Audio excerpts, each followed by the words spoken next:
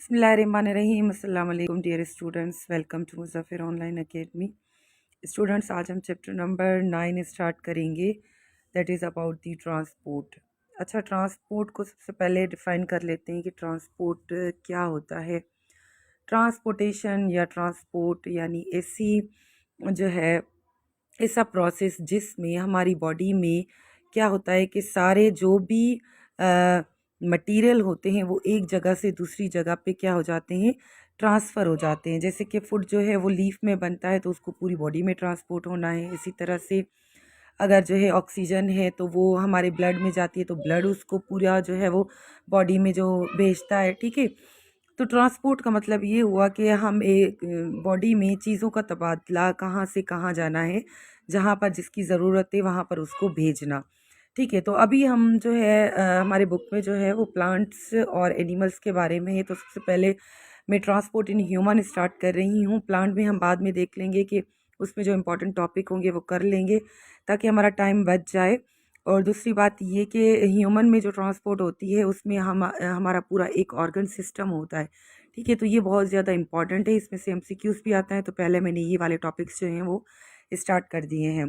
तो transport in human में तो देखें बेटा, अगर सिंपली एक अगर मैं आपको बताऊं कि जो यूनिसेल्युलर ऑर्गेनिजम्स होते हैं उनके जो सेल्स होते हैं वो यूनिसेल्युलर यानी एक ही सेल पे मुश्तमिल होते हैं। तो इनका जो हर एक सरफेस है वो कांटेक्ट है अपने इन्वायरमेंट से, तो वो आराम से डिफ्यूजन के ज़रिए जो है वो अपना ट्रांसपोर्ट मटेरियल कर सकते हैं। लेकिन अगर हायर एनिमल्स हैं तो हायर एनिमल्स में जो है वो layers of cells and tissues मौजूद होते हैं, जिसकी वजह से हमारा डायरेक्ट जो है सेल में डिफ्यूजन या ट्रांसपोर्ट नहीं हो सकता। इसीलिए हायर एनिमल्स में, हायर प्लांट्स में तो इतना ऑर्गन सिस्टम डेवलप नहीं होता, लेकिन एनिमल्स में ऑर्गन सिस्टम जो है वो डेवलप होता है और इसके लिए बाकायदा सिस्टम चाहिए जो कि चीज़ों को ट्रांसपोर्ट करे, ठीक हो गया। तो ऑर्गन सिस्टम में हमारे पास जो ह्यूमंस में या एनिमल्स में मिलता है वो है दो बड़े सिस्टम हैं। एक है हमारे पास लिम्फेटिक सिस्टम, ठीक है। दूसरा है हमारे पास सर्कुलेटरी सिस्टम। लिम्फेटिक सिस्टम जो है वो लिम्फ नोड और एक फ्लूइड होता है, जिसकी वजह से जो ये एक पूरा सिस्टम है, इसका आप डिटेल में फैसी में पढ़ोगे। अभी इसकी डिटेल हमारे बुक में नहीं है तो इसको लीव कर लेते हैं, आ जाते हैं सर्कुलेटरी सिस्टम पे।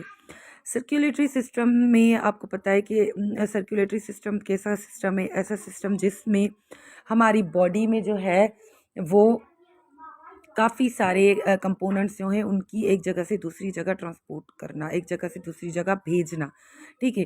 तो सर्कुलेटरी सिस्टम के कुछ कंपोनेंट्स हैं जो कि हम पढ़ेंगे, जो कि है हमारा ब्लड है, ब्लड वेसल्स हैं एंड हार्ट है। तो ब्लड जो है वो सर्कुलेटिंग फ्लूइड है, पूरी बॉडी में सर्कुलेट करता है, जबकि ब्लड वेसल्स जो हैं वो वेसल्स हैं जिनमें ब्लड सर्कुलेट करता है। और हार्ट जो है वो पंपिंग ऑर्गन है, जिससे पूरी हार्ट जो है वो पंप करती है ब्लड को, ठीक है। अच्छा, अब सर्कुलेटरी सिस्टम में हमारे पास दो सिस्टम हैं सर्कुलेटरी सिस्टम के। एक है हमारे पास ओपन सर्कुलेटरी सिस्टम और दूसरा है हमारे पास क्लोज्ड सर्कुलेटरी सिस्टम।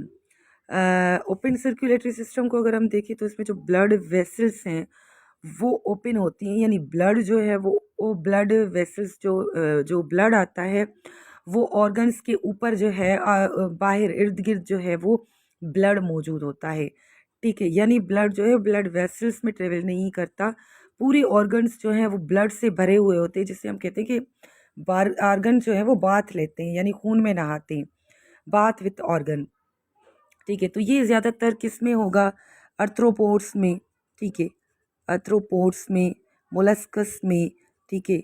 मोलस्कस, ये जो वेल डेवलप इतने नहीं होते ऑर्गेनिज्म, उनमें ये सिस्टम होता है।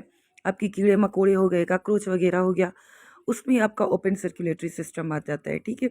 जबकि क्लोज्ड सर्कुलेटरी सिस्टम ऐसा है कि जिसमें ब्लड जो है वो नेवर लीव ब्लड वेसल्स, यानी ब्लड जो है वो ब्लड वेसल्स के ज़रिए ही ट्रेवल करेगा पूरी बॉडी में। अब जैसे कि देखें, हमारी हार्ट है तो उसके इर्द गिर्द जो है वो हमें पूरी हार्ट जो है वो ब्लड से भरी हुई नहीं होगी। जैसे कि फेफड़े हमारे लंग्स हैं तो वो भी ब्लड से भरे, क्योंकि उनके अंदर जो ब्लड जाएगा वो ब्लड वेसल्स के ज़रिए जाएगा, ठीक हो गया। Open circulatory system and close circulatory system में आपको समझ आ गई। अच्छा, सबसे पहले अब हम आ जाते हैं ब्लड पे। ब्लड को देख लेते हैं कि ब्लड जो है वो कितना है। अब नॉर्मली अगर देखा जाए तो ब्लड जो है वो 7 to 8 लीटर्स जो है वो मौजूद होता है एक एथलेट ह्यूमन में। ठीक है, सबसे पहले देख लेते हैं कि ब्लड है क्या। ब्लड जो है एक रेडिश कलर फ्लूइड है दैट कैरीज इसेंशियल न्यूट्रिएंट्स, जिसमें इसेंशियल न्यूट्रिएंट्स मौजूद होती है, ऑक्सीजन मौजूद होता है, जिसमें से गैस जो है वो टुवर्ड्स हो जाती है, टिश्यूज़ की तरफ मूव करती है एंड एक वेस्ट प्रोडक्ट्स जो है टिश्यूज़ से सेल से बाहर कर लेता है for removal of outside the body. ये फंक्शन हो गया ब्लड का। ठीक है, तो ब्लड जो है वो एक फ्लूइड है, रेड कलर का फ्लूइड है। रेड कलर का क्यों है ये भी आगे हम इसकी कंपोजिशन में पढ़ेंगे। अच्छा, कंपोजिशन ऑफ ब्लड में आ जाते हैं तो हमें ब्लड में मेजर 2 हिस्से मिलते हैं, जिसमें हमारे पास एक है प्लाज्मा, दूसरा है ब्लड सेल्स। ठीक हो गया। अब यहाँ पर देखिए एक ट्यूब है। ठीक है, एक ट्यूब है जिसमें हमने ब्लड को डाला हुआ है। अब जो रेड हिस्सा थोड़ी देर के बाद अगर ब्लड हम रख लेते हैं, थोड़ी देर के बाद अगर हम देखेंगे तो यहाँ पे हमें जो है ब्लड सेल्स जो हैं वो अलग हो जाएंगे और ऊपर पानी अलग हो जाएगा। तो इस पानी को हम कहते हैं प्लाज्मा, और जो नीचे जो हमारे सेल्स बैठ जाएंगे that is called blood cells. तो इनकी अगर परसेंटेज देखी जाए तो 45% जो है वो ब्लड सेल्स होते हैं ब्लड के अंदर, जबकि 55% हमारी प्लाज्मा होती है। ठीक है। अच्छा, आप प्लाज्मा पे आ जाते हैं कि डिस्कस कर लेते हैं इसको। प्लाज्मा जो है वो क्या होता है। प्लाज्मा येलो कलर का फ्लूइड होता है। प्लाज्मा एक येलो कलर का फ्लूइड होता है। ठीक है, इसमें 90% जो है वो वाटर मौजूद होता है। ठीक है, 90% वाटर मौजूद होता है। इसमें प्लाज्मा प्रोटीन मौजूद होते हैं और इसमें ऑर्गेनिक एंड इनऑर्गेनिक सब्सटेंसेस मौजूद होती हैं। ठीक है, प्लाज्मा प्रोटीन में 7 to 8% जो है मौजूद होती हैं प्लाज्मा प्रोटीन। अब ये प्लाज्मा की कंपोजिशन हम देख लेते हैं कि प्लाज्मा में 7 to 8% जो है वो प्लाज्मा प्रोटीन होती है। वो कौन कौन सी होती हैं? इसमें एल्ब्यूमिन होता है, ग्लोबुलिन होता है एंड फिब्रोजिन होता है। एल्ब्यूमिन जो है वो ऑस्मोटिक प्रेशर को बैलेंस करती है बॉडी में, जबकि ग्लोबुलिन जो है वो एंटीबॉडीज़ है, डिफेंस सिस्टम है हमारी बॉडीज़ में जो भी एंटीबॉडी बनाता है, यानी सेल्स के बाहर ये एंटीबॉडीज़ बनाते हैं और वो एंटीबॉडीज़ जो हैं सेल को प्रोटेक्ट करती हैं किसी भी दूसरे पार्टिकल से।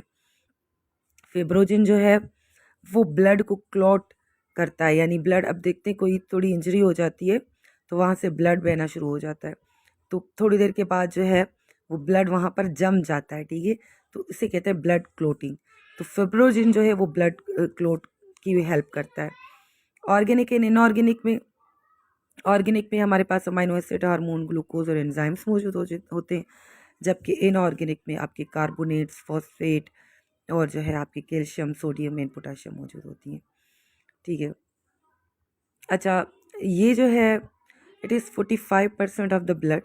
तकरीबन 45% जो है ब्लड में ब्लड सेल्स मौजूद होते हैं। Blood cells are of 3 types. Blood cells जो हैं वो 3 टाइप के होते हैं, red blood cells, white blood cells and platelets.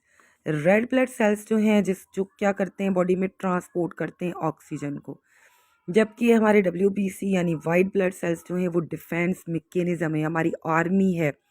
जैसे कि हमारे बॉर्डर पे आर्मी बैठी हुई है तो किसी भी ऐसे शख्स को अंदर नहीं आने देगी जो हमारे लिए ख़तरा हो। इसी तरह हमारे यहाँ कुदरती बॉडी का डिफेंस सिस्टम है। रेड ब्लड सेल्स किसी भी फॉरेन पार्टिकल को, वायरस हो गया, बैक्टीरिया होगा, उसको ख़त्म कर देगा, वहीं पे उसको बॉडी में एंटर होने नहीं देगा। और थर्ड नंबर पे है प्लेटलेट्स। प्लेटलेट्स भी ब्लड को क्लोट करने में हेल्प करते हैं। तो ब्लड प्लाज्मा की कंपोजिशन हमने देख ली और ब्लड सेल्स की हमने कंपोजिशन देखी कि ब्लड सेल्स में हमें क्या मिलता है। टोटली ब्लड सेल्स अगर देखा जाए तो उसमें 45% होते हैं। उसमें ब्लड सेल्स 3 टाइप्स के हमें मिलते हैं। ठीक है, मज़ीद जो है वो रेड ब्लड सेल्स और उनके फंक्शन और इसको देख लेते हैं। रेड ब्लड सेल्स जो हैं इनको हम एरिथ्रोसाइट्स भी कहते हैं। एरिथ्रोसाइट्स भी कहते हैं। बाई कॉनकेव शेप इसका होता है, by concave shape like this. यहाँ पे देखिए, यानी ऊपर भी इकट्ठा होता है, नीचे भी इकट्ठा होता है। तो ये नीचे से जो बीच में से है ये थोड़ा सा पतला हो जाएगा और साइडों से ये थोड़ा मोटा हो जाएगा। ये बाई कॉनकेव शेप है। और प्रोड्यूस इन बोन मेरो, ये कहाँ पर बनते हैं? बोन मेरो के अंदर। वो जो वाइटिश कलर का एक फैटी सा मटेरियल होता है बोन्स के अंदर, जिसको हम बोन मेरो कहते हैं। Red in colour because it contain the respiratory pigment called haemoglobin. Red in colour यानी इसमें जो है वो रेड कलर होता है। बाहर से मैंने ये रेड कलर बना लिया है कि ये एक प्रोटीन होता है, फिब्रोजिन प्रोटीन होता है, सॉरी हीमोग्लोबिन प्रोटीन होता है जिसका रेड कलर होता है।